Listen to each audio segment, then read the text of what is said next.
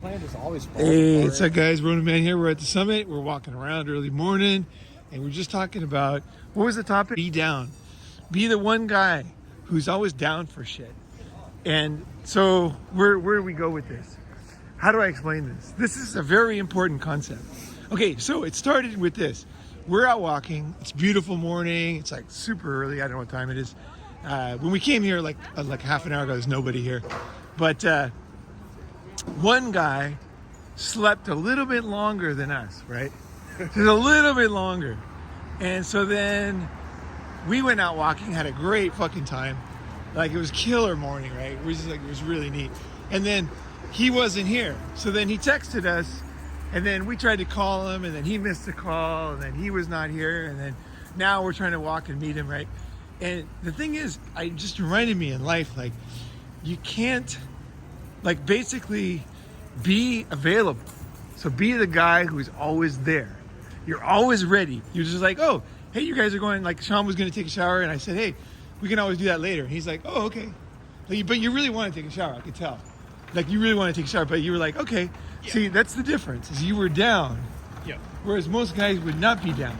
And so the thing is in life is, like, it just never works out when you're not down.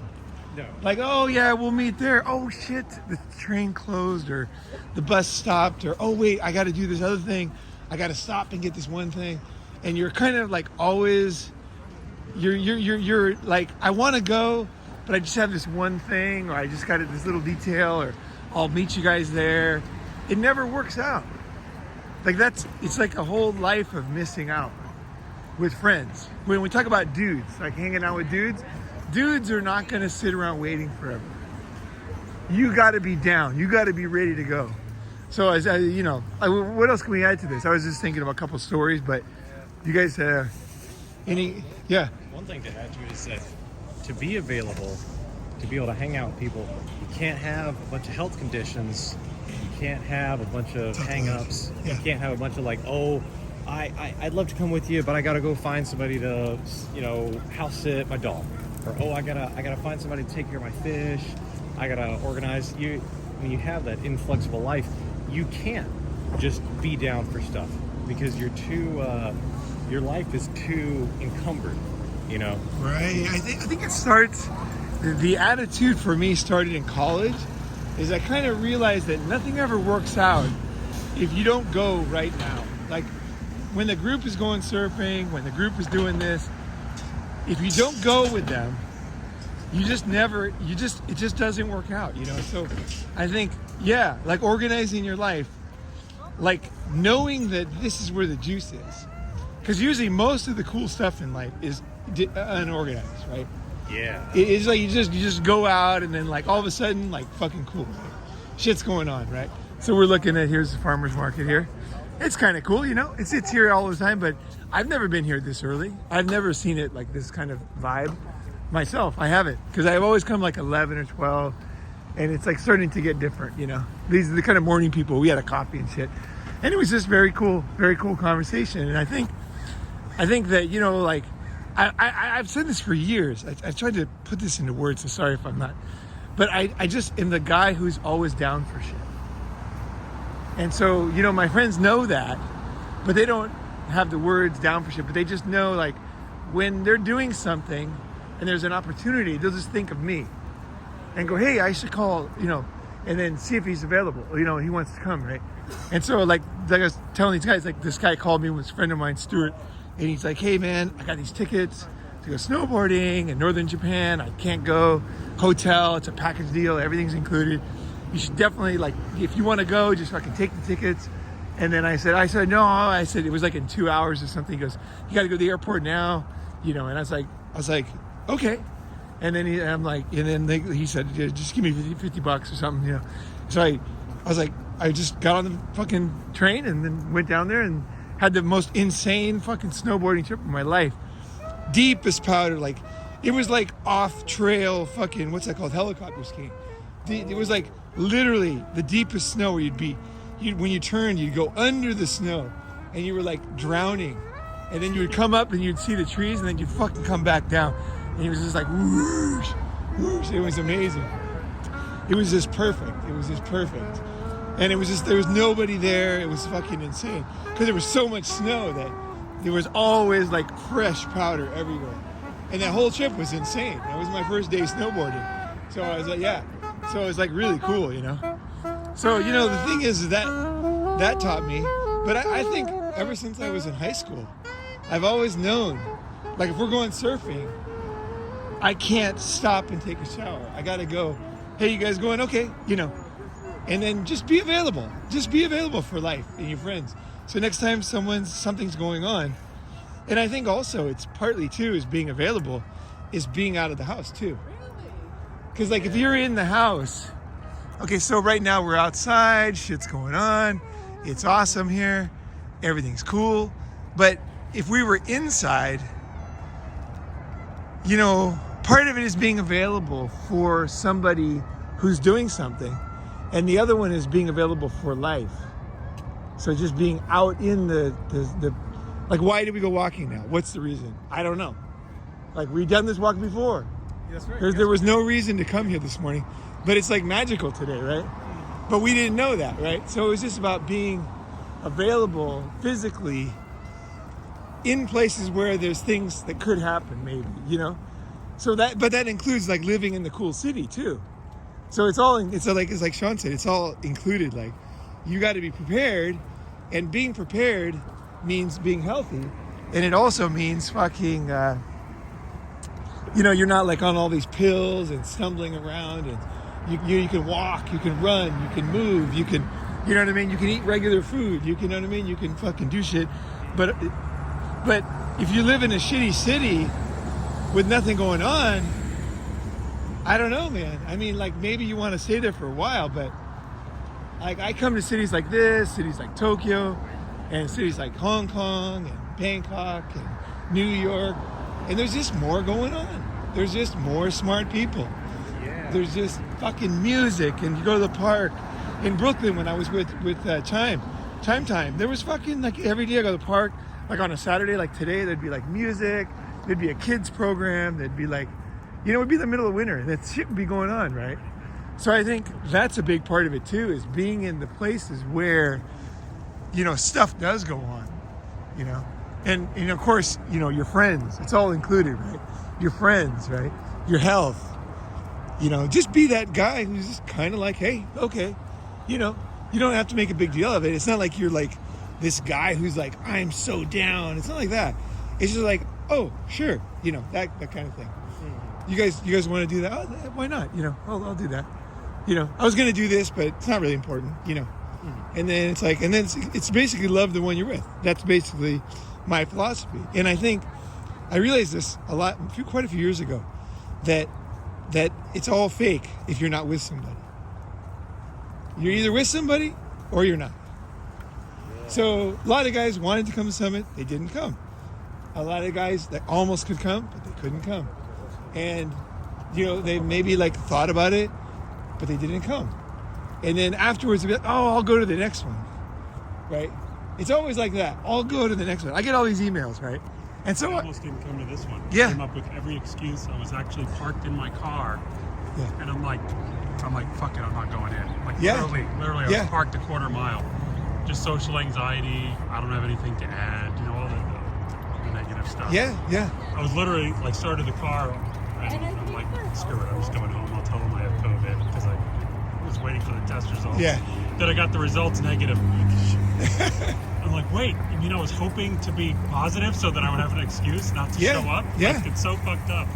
Yeah, yeah. So you could be parked tricks. outside. I didn't know that story. That's a great story. Fuck, that's perfect. That's exactly what I'm talking about. So it's just like, you're not like Superman. You're not like trying to be somebody else. You're just available. You just walk in the door instead of not walking in the door. You know? Like, basically, you came into the door. That was the only difference between you and another guy who didn't come, right? You weren't like Superman or, you know, you know what I mean? You just came in the door. Sometimes it's that simple. It's just like, hey, I paid, I'm going, right? I've already decided, you know, I'm there, and I'm going to go, and I'm going to ignore this fear and just see what happens, you know? So I think that's basically, because see, the thing is, if you're married, right? See, the thing is, if you're married, your life is all set by what your wife will tell you to do, which is bad and good, you know, because in a sense it's easy, you know, it's like, okay, we're gonna, you know, go shopping at this time, we're gonna redo the house, we're gonna, you know, we're gonna take the kids to this place. Even if it's unhealthy, it's structured and familiar, and it's like a known. It's just set. contained It's set, and you just kind of like see what everybody wants to do. You kind of, you know, the kid wants to eat this, you want to eat this, she wants to eat that. You end up going somewhere. You kind of like always are compromising, always kind of doing stuff. But actually, I shouldn't say that, because you could be in the moment with a family. Somebody theoretically could have a very loving person for a loving situation, and they're down for stuff with their kid.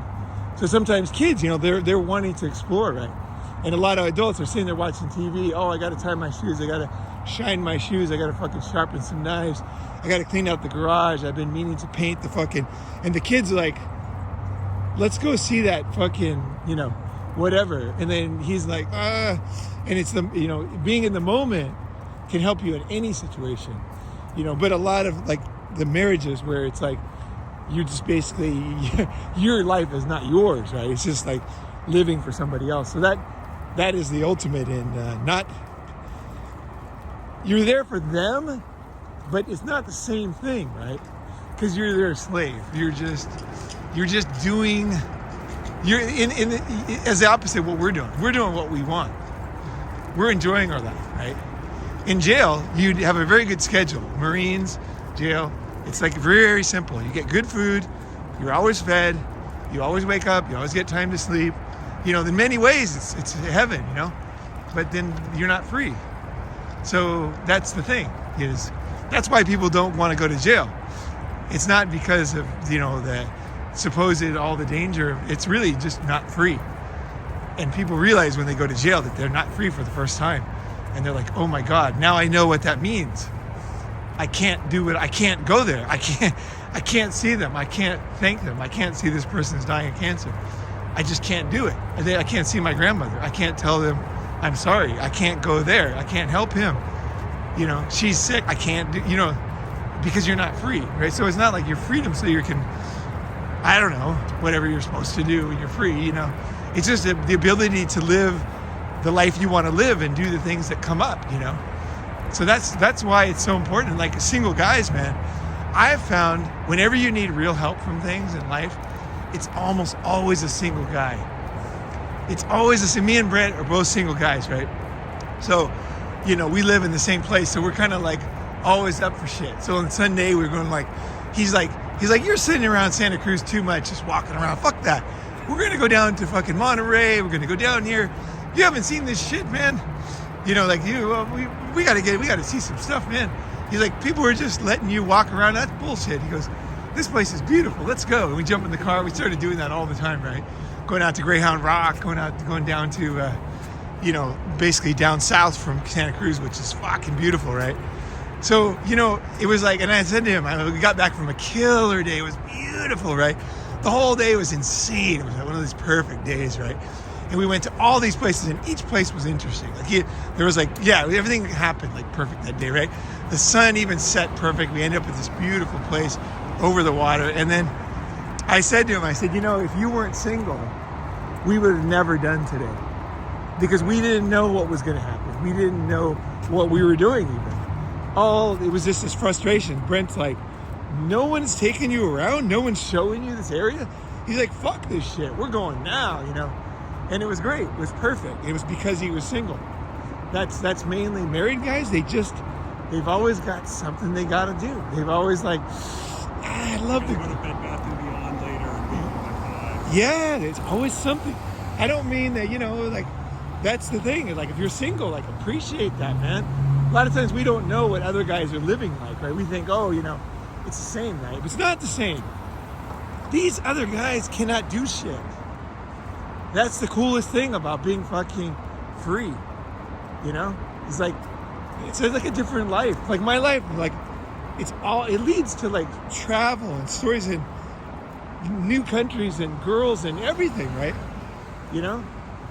You don't pay for things. You discover them by loving the one you're with, by being available to life, to people, you know? It's like open doors. Yeah, it's like life is not perfect, but it's like the only way you spot the good things is by being available. Every single thing about it in your life, every single good thing. It's like you just went to this party you didn't know, and then all of a sudden it was like, oh my God, you know, I did this, I met this person, and then we went there, and they were going to a party here, and they took me there, and I got a job, and then he introduced me to this guy, and, you know, it's like, oh, I'm going to go there and get a job. No. You know, who knows what's going to happen, right? It's fucking who fucking knows.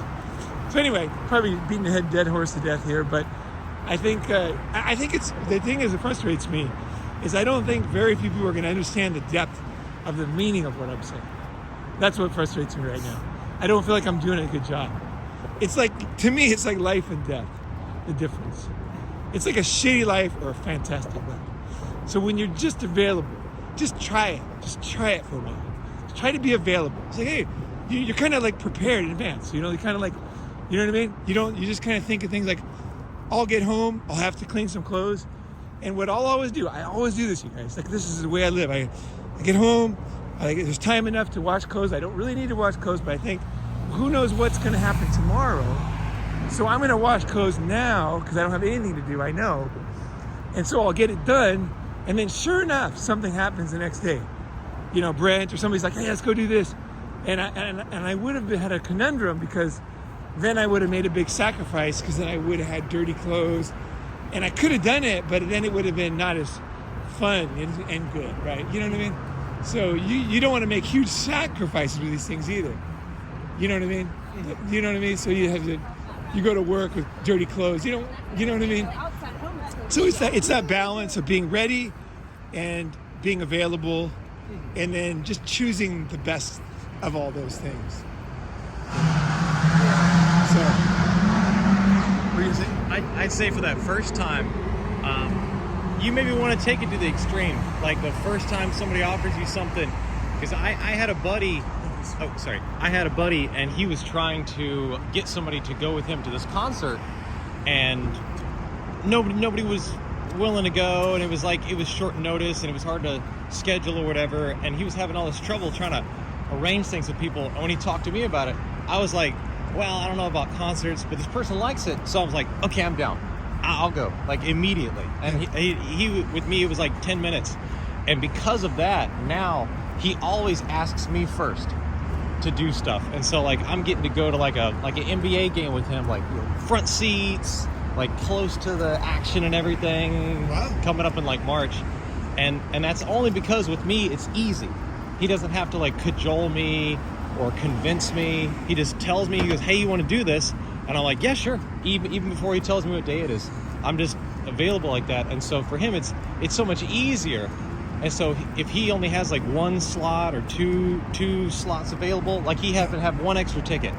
And so because I was so available, he asked me first instead of somebody else. Yeah, I was just thinking about something. When I was in Sweden, there was this, I forgot who it was one of my friends, and they said, hey, there's a concert tonight, and do you want to be a bouncer, you know? And I can't remember why, but it wasn't convenient. Like, but I thought, wait, I was going to say no. I think I even said no. And then I thought about it for a second. I thought, wait a second. I'm in Sweden. I'm going to be doing something that I don't know, and I don't know how to do it or what I'm going to do or what's going to happen or where it is. But why would I say no? Of course I'll do it. So it's like, okay. And so then I went, and it was this guy, Jerry, I forget his name, Jerry something, and they called him the King of Rock and Roll. And he was like a kind of an Elvis type of dude. And he was like kind of like the Swedish iconic guy. I forget, any Swedish people listening to this will know who I'm talking about. Jerry something. And he was fucking hilarious. And it was like, we just sat there and talked to girls all day. I was in the back near the fence. There was nothing to do. I was like at this classic, and everybody's like, how did you find this? Like, of all guys, you're at this, you know, Jerry, whatever. And I'm like, oh, my friend just told me. And they're like, oh, this is the place to be, man. This guy's an icon. And we got to meet him and everything. It was cool, you know. It was like amazing. It was just saying, okay, despite the fact that I don't know what I'm going to do tonight. I don't know where it is. I don't know when we're going to get back. I don't know how I'm going to get back. I don't know. But it's like, here's a chance. Be a bouncer at this guy's concert. And that was one of my best memories of Sweden that day. So who knows, right? Who knows? You don't know. That's weird, right? Why would that be the best day? I don't know. It was just one of those days. Yeah. It was one of those concerts. It was one of those experiences that was just very cool. So, I think that's the thing. I think it's kind of the secret to life, kind of. Because most people, they're just tied up. They're just stuck, And then when they try to do something, they plan it out.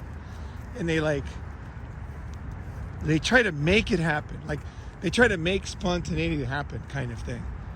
Like, we're going to go here, and then we're going to go to this, this fucking funky coffee shop, which is really, and they you know what I mean? And it just doesn't, it never matches your expectations, It's like, what am I saying here? You can't plan every microscopic detail, it's good to plan big things, but you don't want to eliminate spontaneity from the equation. I think even big things, like, don't even plan anything. I hardly plan anything. Like, I don't even know where I'm going to go. Like, my favorite story, like, from high school was I was playing volleyball, and I was a good volleyball player, and I was good at spiking, right? So I'm left-handed, so I'd be on the left, whatever you call that position, and I'd be like, wham, And then my friend, Arian's he's like, dude, he goes, I figured it out. I figured you out. And I go, what's that? He goes, why you're so hard to block? And I said, why is that? He goes, because even you don't know where you're going to hit it. And I was like, doesn't everybody do that? He's like, no. Everybody else except you goes up, they're going to fake it that way, and then they're going to hit it that way. Because you jump up, look at the ball spin, look at the angle, look at the guy, look at everything, and then you just swing super hard, and you're not even sure exactly where it's going to go. But you make that decision just at the last microsecond. Because it's super hard to block you, because you're not faking me out. You're just waiting for the very best sweet spot to hit that ball. And so it's impossible for me to move fast enough to get over there. And so I thought, that's the way I live my life. That's what I'm talking about. Just like living that way. Where you're waiting, I thought, it's not like you're trying to be spontaneous. For me, the heart of it is that you're looking for the best place to hit it. That's the same. Like, you're looking for what is the best option. Because someone asked me to go doesn't mean I'm going to go. I mean, I'm going to think about it. Is this a good idea?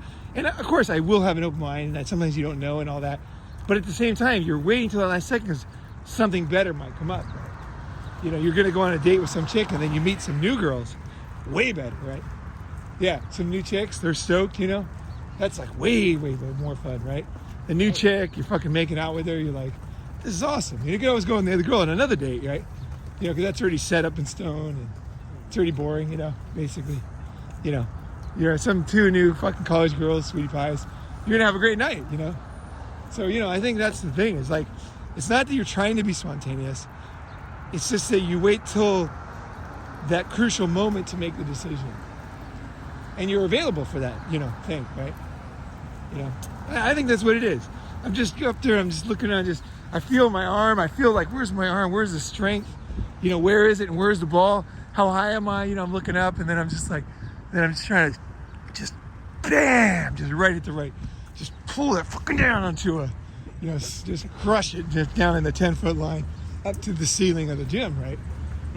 That's totally what I want to do, right?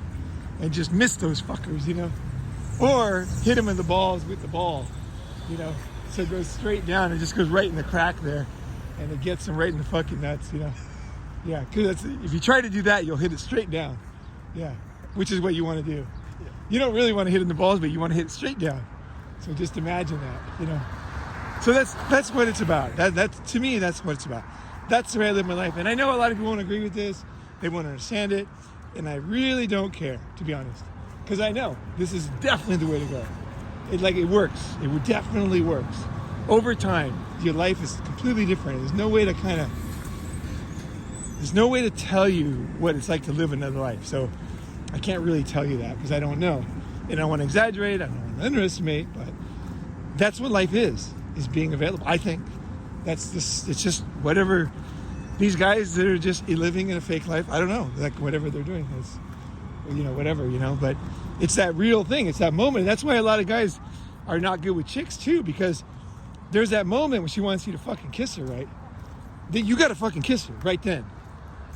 There's that second where she looks at you, like you fucking softly put your hand behind her head and pull it in and start making out with her. Like, that's it. Even if it's 3 seconds after you meet her. If you sense that moment, you got to move in right then. That's the difference between guys that can seduce and can't. Because the other guys, they don't see it or they don't react. But once you kind of sense that moment, what the chick is thinking is like, I told him, you know, I let him know what I wanted. He didn't do it. That means it's not right, you know. Whereas if you sense it and just move in, everything will go good, you know. So it's like, it's also with people too. It's that right moment, right? You know, when do you apologize? When do you make that move on it? When do you do the thing? It's based on that kind of, you're in the moment. So I don't even plan things like that. Like, what I do is, if I'm going to make an apology, I won't like plan when I'm going to do it. I'll plan what I'm sorry for, you know, and what he did and why I was wrong, you know, and how I feel about it. And I'll wait. And then the right moment will come. We'll be sitting down and I'll say, hey, I want to really say sorry for that. I don't just come in and say, hey, get away from your wife and kids. Let's go over here. I got to tell you something. I got to apologize. It's like, no, I'll just wait until that moment. He'll be like, oh, dude, it's cool, you know, or whatever. You know, he'll be like, thank you for telling me, or whatever. So it's like waiting for that moment, taking advantage of that moment, not pushing yourself on other people, and being available for that in the moment, whatever it is that life offers you, you know, because that's what life is, just a constant live CCTV video that's just going on, and you're available. Like, you know, who knows, you know, like you talk to this girl, like we end up at a restaurant, you know, it's like, who knows, right? It's like, you know, so I think that's kind of like an intro to the way I think, yeah. And I hope that's helpful. I hope that even makes sense, yeah. So have a thing. All right, guys, we're gonna go back. We're gonna do a meeting at the summit. What's the topic? Who's doing it? I'm This doing one? the first one. You're doing the first one. Yep. And the topic is The $1 billion deal. the $1 billion deal. So we're going to talk about that and people skills. Yeah. So that's going down in about half an hour or so. So we got to get some fucking food. All right, guys. Later.